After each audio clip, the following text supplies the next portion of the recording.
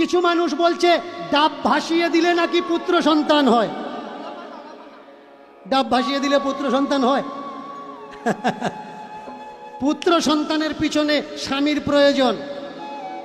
আর এখান থেকে এক মা চিৎকার করছিল না, কুমারী মেয়ের বাচ্চা হয়েছে। কুমারী মেয়ের পিছনে কোনো কুমার বাবার হাত আছে। যার বরাবর দ্বিতীয় নেই। ব্রহ্ম মানে পরমাত্মাও হয়, ব্রহ্ম মানে ভগবান হয়। সেই এক ব্রহ্ম পূজার যোগ্য। প্রিয় দর্শকগণ, আজ দুই কীর্তনিয়ার মধ্যে একটি বড় ডিবেট হতে চলেছে। এই দুই কীর্তনিয়া মহা কীর্তনিয়া বলতে পারেন প্রদীপ পাল মহারাজ এবং দীনকৃষ্ণ মহারাজ।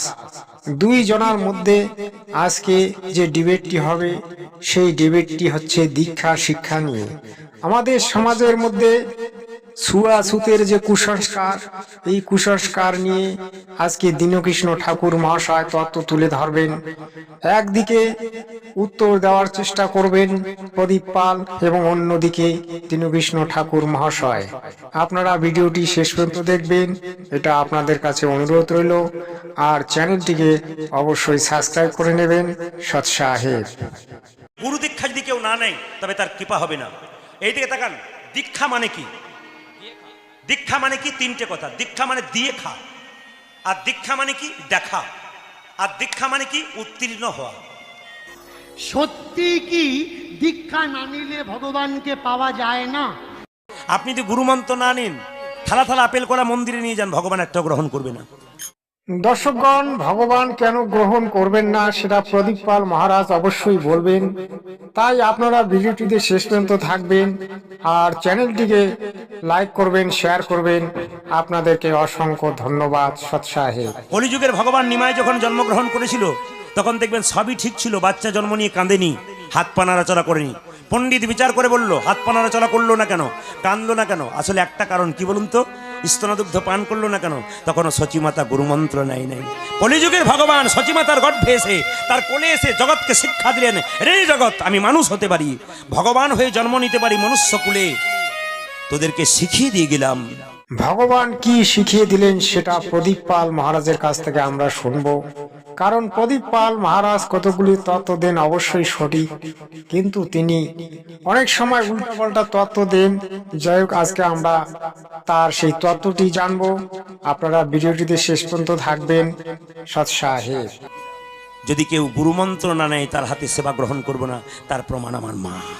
অনেকে বলছে দীক্ষা নিলে তবে ঠাকুরকে ভজা যায়, না হলে ভজা যায় না।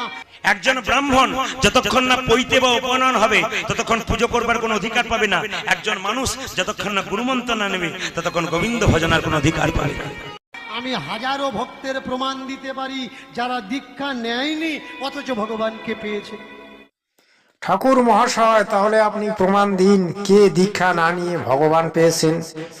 প্রমাণ দিন, তবেই তো জনসমাজ আপনাকে বিশ্বাস করবে, অন্যথা তো আপনাকে থুথা করবে। ঠিক আছে, আপনি যদি প্রমাণ দিতে পারেন দিন, আগে দেখি কি বলতে চান। এই জন্যে মায়েরা, আপনার যদি গুরুমন্ত্র না নেন, আপনার বাড়িতে সাধুগুরু বৈষ্ণব আসবে, জিজ্ঞাসা করবে, মা তোমার বাড়িতে সেবা করব। আপনি বলবেন নিশ্চয় করাবো, নিরামিষ শাড়ি করা আছে? বলে হ্যাঁ আছে। আচ্ছা সে হলো, তুমি দীক্ষা নিয়েছো? না। তবে তোমার হাতে জল খাবো। পালিয়ে যাবে, ওই জন্য দীক্ষা নেবেন। এটা আমাদের সমাজের মধ্যে কুসংস্কার। যখন একটি বাচ্চা জন্ম নেয় তখন কি সে দীক্ষা নিয়ে জন্ম নেয়? যার ঘরে এই কুসংস্কারগুলি আছে তারা অচিরে এই কুসংস্কারগুলি থেকে দূরে সরে যান। কারণ দীক্ষা শিক্ষার ব্যাপারটা অন্যদিকে, কারণ এটি আধ্যাত্মিক জগতের কথা। কিন্তু আমাদের সমাজের এই কুসংস্কার, দীক্ষা না নিলে তার হাতে খাওয়া যাবে না, এটা সম্পূর্ণ কুসংস্কার। আমার বা আপনার বেদ শাস্ত্রে এমন কোনো প্রমাণ নেই যে দীক্ষা শিক্ষা না নিলে তার হাতে খাওয়া যাবে না। এগুলি আমাদের সমাজের মধ্যে কুসংস্কার।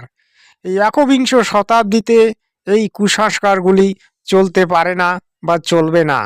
তাই আপামর জনতার কাছে দৃষ্টি আকর্ষণ করে বলছি, আপনারা শাস্ত্রসম্মত কর্ম করুন এবং শাস্ত্রসম্মত কথা বলুন। সৎসাহেব। দীক্ষা না নিলে তার হাতের জল খাওয়া যাবে না। বেশিরভাগ মঠ মন্দিরে তো মিনারেল ওয়াটার ব্যবহার হয়, বোতলের জল হয় না। যারা বোতল ভর্তি করেছে ওরা দীক্ষা নিয়েছে তো? ওরা দীক্ষা নিয়েছে? যারা বোতল কোম্পানির লোকেরা বোতল ভর্তি করছে। তাহলে আমি জল দিচ্ছি, তুমি বলছো তুই দীক্ষা নিসনি, তোর হাতে খাবো না। আর 1 লিটার জল 30 টাকা দিয়ে কিনে খাচ্ছ, তখন ঢুকছে কি করে? তখন তো আজও আমাদের সমাজের মধ্যে অনেক কুসংস্কার ছড়িয়ে ছিটিয়ে আছে। 21 শতাব্দীতে 90% লোক শিক্ষিত হয়েও কেন এই কুসংস্কারগুলি মেনে চলেছে জানি না। আমাদের সমাজের গুরু এবং সমাজের যারা মান্যগণ্য ব্যক্তি, যারা আজ সমাজের উচ্চ পদস্থ, তারা কেন এই জঘন্য কর্মগুলি করায় বা কেন নিজেরাই কর্মগুলি থেকে দূরে সরে যান না? কেনই বা আমাদের সমাজের মধ্যে আজও পণ প্রথা, কেনই বা আজও পাখন পূজা, কেনই বা আজও শ্রাদ্ধ পিণ্ড, এ সমস্ত শাস্ত্র বিরুদ্ধ কর্ম করা হয়? কেন আমাদের সমাজের মান্যগণ্য লোকেরা এর জন্য মাথা তুলে দাঁড়ায় না? আগে দেখি দীনকৃষ্ণ ঠাকুর মহাশয় কি বলতে চান। সৎসাহে বলছো না যে দীক্ষা নেয়নি এ জল আমি খাবো না? চমৎকার দেখুন, আপনি এদের রান্নাঘরে উঠতে পারবেন না। কেন? আপনি দীক্ষা নেননি। আপনার গুরু মন্ত্র হয়নি। চমৎকার বিষয়, গুরু মন্ত্র হয়নি বলে আপনি ওদের রান্নাঘরে ঢুকতে পারবেন না। গুরু মন্ত্র হয়নি বলে আপনি প্রসাদ বানাতে পারবেন না। গুরু মন্ত্র হয়নি বলে গুরু মন্ত্র হয়নি বলে আপনি কি কি করতে পারবেন না, সেটা একবার দীনকৃষ্ণ ঠাকুর মহাশয়ের শ্রীমুখ থেকে আমরা শুনবো। আপনারা ভিডিওটিতে শেষ পর্যন্ত থাকবেন। সৎসাহে আপনি ওদের ঠাকুরঘর ধোয়া মাজা ঘষা করতে পারবেন না। এই যে মায়েরা বাবারা, গুরু মন্ত্র নেবেন, যাত্রার কাছে নেবেন না। জীবনে গুরু দুপকার। এক বাবাজিকে আমি বললাম, আচ্ছা বাবাজি, এখন তো কাঠ অত পাওয়া যায় না, এখন সব গ্যাসের ব্যাপার, তাই না? তা যে গ্যাস সিলিন্ডার দিয়ে আপনারা ঠাকুরজির ভোগ রান্না করছেন, ওই গ্যাস সিলিন্ডার গ্যাস সিলিন্ডারের ব্যাপারটা দীনকৃষ্ণ ঠাকুর মহাশয়ের কাছ থেকে আমরা শুনবো। কোনটা পবিত্র কোনটা অপবিত্র উনি বিস্তারিত ভাবে বলবেন। সৎসাহেব তো মাসে অন্য কোনো জাতের বাড়ি ছিল কিনা কোনো সার্টিফিকেট আছে? অন্য কোনো হোটেলে ছিল কিনা কোনো সার্টিফিকেট, কোনো গ্যারান্টি আছে? যে হোটেলে ওই গ্যাস সিলিন্ডার দিয়ে ডিম তৈরি হয়নি, মাছ মাংস রান্না হওয়া সিলিন্ডার যদি গোপালের ভোগ তৈরি হতে পারে, যারা মাছ মাংস খায় এরা ঠাকুর ঘরে ঢুকবে, আপত্তি কোথায়? দর্শকগণ, আমরা আরো বিস্তারিত শুনবো। এই দীনকৃষ্ণ ঠাকুর মহাশয় যে তত্ত্বগুলি দিচ্ছেন আমাদের সমাজের কুসংস্কারের বিরুদ্ধে, আজকে কিন্তু আমাদেরকে এই কুসংস্কার থেকে মুক্ত হতেই হবে। আর সমাজের এই পাখণ্ডীদের কথা থেকে আমাদেরকে দূরে সরে আসতে হবে। তাই ভিডিওটিতে শেষ পর্যন্ত থাকবেন। আমাকে বললে, জানিস গ্যাস সিলিন্ডার যখন আমরা রান্নাঘরে ঢোকাই, আমরা গঙ্গা জল ছড়া দিয়ে ঢোকাই। কি জল ছড়া দিই? গঙ্গা জল ছড়া দিয়ে আমরা ঠাকুর ঘরে ঢোকাই, রান্নাঘরে ঢোকাই। আমি বললাম, মাছ মাংস রান্না করা গ্যাস সিলিন্ডার যদি গঙ্গা জল দিয়ে ঠাকুর ঘরে ঢুকতে পারে, তাহলে মাছ মাংস খাওয়া মানুষগুলো গঙ্গা জল ছড়া দিলে তো ওরাও ঠাকুর ঘরে ঢুকতে পারে। প্রেম সে বলো হরি হরি বল। দীনকৃষ্ণ ঠাকুর মহাশয় যে যুক্তিগুলি দিলেন সেগুলি সর্বসত্য, কিন্তু আমাদের সমাজের পাখণ্ডীরা এই যুক্তিগুলিকে মেনে নিতে চায় না। তাই আগে দেখুন কি বলতে চান। সিলিন্ডারের বেলায় গঙ্গার জল তাকে পবিত্র করতে পারে, তো মানুষের বেলায় গঙ্গা জল তাকে পবিত্র করতে পারবে না কেন? চমৎকার বিষয়। যদি অদীক্ষিত মাছ মাংস খাওয়া মানুষ ঠাকুর ঘরে না উঠতে পারবে, ঠিক আছে তোমরা তুলো না, কিন্তু যে ফুলের মালাটা রাধারানীর গলায় পরানো হয়েছে ভগবানের কাছে উঁচু নিচু জাতিভেদ কোনো কিছু থাকে না, কারণ ভগবানের আমরা সবাই সন্তান। তাহলে ভগবানের কাছে যদি জাতিভেদ না থাকে তাহলে আমরা কেন জাতিভেদ মানব? কৃষ্ণের গলায় পরানো হয়েছে যে ওই ফুল চাষ করেছে মালি। কখনো খোঁজ নিয়েছো ও নিরামিষ খায় না আমিষ খায়? খোঁজ তোমরা নাওনি। ওই ফুল তুলে এনে যে মালা গেঁথেছে খোঁজ নিয়েছো সকালবেলা চান করে মালা গেঁথেছে না বিনা চান করে মালা গেঁথেছে? দর্শকগণ, বিষয়টি অত্যন্ত গম্ভীর হতে চলেছে, তাই বিষয়টিকে ছেড়ে আপনারা যাবেন না, কারণ এই ভিডিওটি অত্যন্ত ইম্পর্টেন্ট। এই ভিডিওটি জানা অত্যন্ত প্রয়োজন আর কথাগুলি অত্যন্ত গুরুত্বপূর্ণ। যে দোকানে ফুল বিক্রি হচ্ছে তাকে জিজ্ঞাসা করেছো যে আমার ঠাকুরের গলায় ফুলের মালা পরাবো, তুমি নিরামিষ খাও না আমিষ খাও? নিরামিষ খাওয়া লোক, আমিষ খাওয়া লোক, মাছ মাংস খাওয়া লোক মালা গেঁথে দিচ্ছে, ঠাকুর গলায় দিয়ে বেশ দাঁড়িয়ে আছে, ঠাকুরের অসুবিধা হচ্ছে না, তাহলে তোমাদের অসুবিধা কেন ভাই? অসুবিধা তাদের হয় যাদের কোনো জ্ঞানকাণ্ড নেই, যারা কুসংস্কার থেকে বেরিয়ে আসতে চান না, যারা সমাজকে কুসংস্কারে রেখে চলতে চান, তাদের অসুবিধা হয়। তাই তারা ভগবান প্রাপ্তি পান না, তারা সমাজকে কুসংস্কারে ঢেকে রাখেন, এরাই ভগবান বিরোধী। তোমার যদি মনে হয়ে থাকে যে আমি ভুলভাল তথ্য রিপ্রেজেন্ট করছি, সনাতনীদের এই ধর্মের মানুষদের আমি ভুল রাস্তা দেখাচ্ছি, এসো না ভাই একসঙ্গে বসি, আমরা তো সব ঘরের ছেলে। মালা জপছ, মালা নিয়েছ, বাম্মাকে খেতে দাও না, কিন্তু গুরুদেব আসলে পা ধুয়ে জল গিলে যাচ্ছ। আর গুরুদেব,